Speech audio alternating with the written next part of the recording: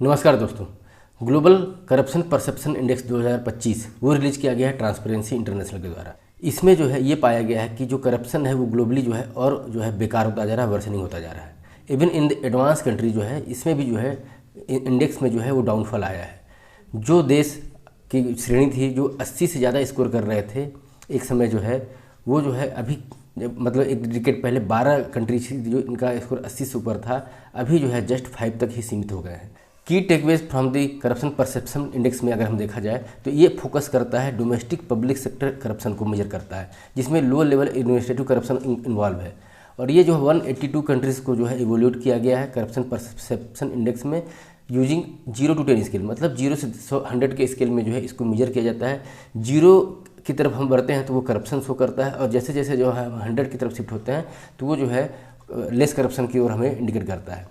इसके आधार पर जो है कंट्रीज़ की रैंकिंग जो है डिसाइड की जाती है। देखा जाए तो डेनमार्क जो है लगातार 8 सालों से नंबर 1 पे बना हुआ है, इसका स्कोर है 89। सेकंड स्थान पे है फिनलैंड और थर्ड पे है सिंगापुर जिसका स्कोर है 84। सबसे बॉटम पे है साउथ सूडान, सोमालिया, दोनों का रैंकिंग जो है 181 है, स्कोर इनका 9 है। वेनेजुएला जस्ट इनसे जो है थोड़ा सा ऊपर है जिसका रैंक 180 है, स्कोर 10 है। तो ये जो 3 देश है साउथ सूडान, सोमालिया और वेनेजुएला जो है बॉटम 3 पे है। तो इंडेक्स जो है वो किस तरीके से जो है डाउनवर्ड ट्रेंड जो दिखा रहा है करप्शन का, उसको जो है एक तरीके से मेजर करता है ग्लोबल एवरेज के रूप में। यहाँ पर जो ग्लोबल एवरेज है वो एवरेज 42 दिखा रहा है, lowest in over the 10 year, मतलब पिछले 10 सालों के एवरेज में अगर देखा जाए तो उससे भी कम जो है अभी 42 आ गया है। मतलब 122 कंट्रीज़ जो है उनका जो है CPI स्कोर वैल्यू जो है वो 50 से कम है। मतलब ये सेवेरिटी को जो दिखा रहा है कि किस तरीके से ग्लोबल में करप्शन बढ़ता जा रहा है। हालांकि ये जो हमने नेगेटिव बात किया है उसमें कुछ पॉजिटिविटी भी इस रिपोर्ट में शो किया गया है। जैसे कि इस रिपोर्ट में इंडिकेट किया है कि 131 कंट्रीज़ जो है उन्होंने अपने जो है CPI स्कोर को कंपेयर देन 2012 से जब से हम मेजर कर रहे हैं तब से जो है कुछ वैल्यू जो है वो इंक्रीज हुई है, और वहाँ पर जो है करप्शन जो है वह डिक्रीज हुआ है। देखा जाए तो एस्टोनिया का रैंक 12 है, स्कोर 76 है। भूटान का रैंक 18 है, स्कोर 71 है। साउथ कोरिया का रैंक 31 है, स्कोर 63 है। इन्होंने जो दिखाया है कि हम लंबे समय से किस तरीके से सस्टेनेबली एंटी करप्शन के मेजर को जो है हम फॉलो कर रहे हैं और उसको कंट्रोल करने में आगे हैं। टॉप 5 कंट्रीज जो है उसमें डेनमार्क नंबर 1 पे है, फिनलैंड, सिंगापुर, न्यूजीलैंड और नॉर्वे जो है नंबर 5 पे है करप्शन परसेप्शन इंडेक्स 2025 के हिसाब से। इंडिया के कंटेस्ट में देखा जाए अगर तो इंडिया का अभी जो रैंक है 91 है ग्लोबली, और स्कोर इसका जो है 39 आउट ऑफ 100 है, जो कि इसका इंडिकेट कर रहा है कि हम प्रीवियस ईयर से जो है इम्प्रूव हुए हैं। 2024 में इंडिया का स्कोर था 38 और अभी हमारा है 39। इस पैरामीटर्स में की मेजरमेंट्स जो यूज किए जाते हैं इंडेक्स को मेजर करने के लिए, उसमें ब्राइबरी, जैसे पब्लिक ऑफिशियली जो है उनका ब्राइबरी अगर ले रहे हैं किसी कार्य के लिए तो वो इंडिकेट करता है diversion of public fund for the personal gain. फिर use of office for the private gain, अगर आप पब्लिक सर्वेंट हैं और उस ऑफिस का यूज अगर प्राइवेट गेन के लिए करते हैं तो उसको ये मेजर करता है। नेपोटिज्म, साथ साथ मतलब अपने स्टेट ऑफिस का यूज आप जो है पर्सनल किसी अपने रिलेटिव्स को जो है प्रमोट करने के लिए करते हैं।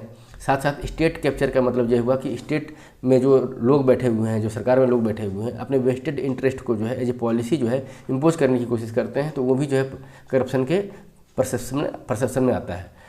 और अगर इंस्टीट्यूशनल और लीगल मैकेनिज्म अगर हमारे में कुछ कमियां हैं तो उसको भी जो है ये global corruption perception index major करता है, जिसमें कि अगर लीगल प्रोटेक्शन नहीं है, कोई करप्शन हो रहा है और उसको लीगल प्रोटेक्शन मिल रहा है तो भी इसको मेजर किया जाएगा।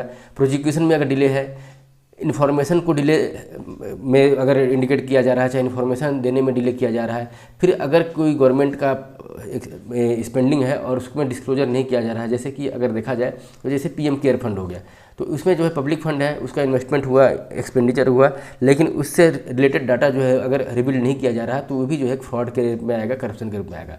और red tapism in the sense excessive bureaucracy अगर फॉलोअप हो रही है किसी कंट्रीज़ में तो वो रेड टेपिज्म को भी इसमें मेजर किया जाता है। लास्ट में हम कंक्लूजन में ये बोल सकते हैं कि टोटल जो है 122 कंट्रीज़ आर फॉलिंग, मतलब जो है 50 से जो स्कोर है उससे कम जो है 122 कंट्रीज उसका है, तो ये सेवेरिटी बताता है।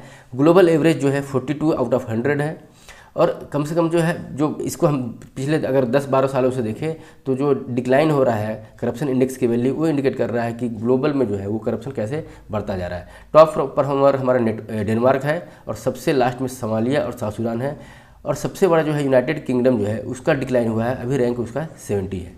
साथ ही साथ कुछ और इसमें मेजर किया गया है, जैसे कि 71 वर्सेस 32, मतलब जो फुल्ली डेमोक्रेटिक कंट्री है उनका स्कोर 71 है एवरेज, और जो डेमोक्रेटिक नहीं ऑटोक्रेटिक कंट्रीज़ हैं उनका स्कोर है 32। सिंस 2012 150 जर्नलिस्ट का जो है वो मर्डर हो चुका है, ये भी इसमें इंडिकेट किया गया है। और जहाँ सिविल स्पेस है वहाँ पर करप्शन जो है वहाँ पर कम है, जो ओपन सोसाइटीज़ हैं वहाँ पे करप्शन कम है, जो क्लोज सोसाइटी हैं वहाँ पे करप्शन ज़्यादा है। तो ये हुआ करप्शन परसेप्शन इंडेक्स से हमारा डिस्कशन, जिसमें इंडिया की रैंकिंग कौन रिलीज करता है, क्या पैरामीटर्स फॉलो करते हैं और किस तरीके से जो है पूरे वर्ल्ड में जो है करप्शन जो है वो इंक्रीज़ होता जा रहा है, करप्शन का जो इंडेक्स की वैल्यू जो है वो डिक्रीज होती जा रही है। आई होप दोस्तों ये डिस्कशन आपको अच्छा लगा हुआ होगा। Thank you for your kind attention.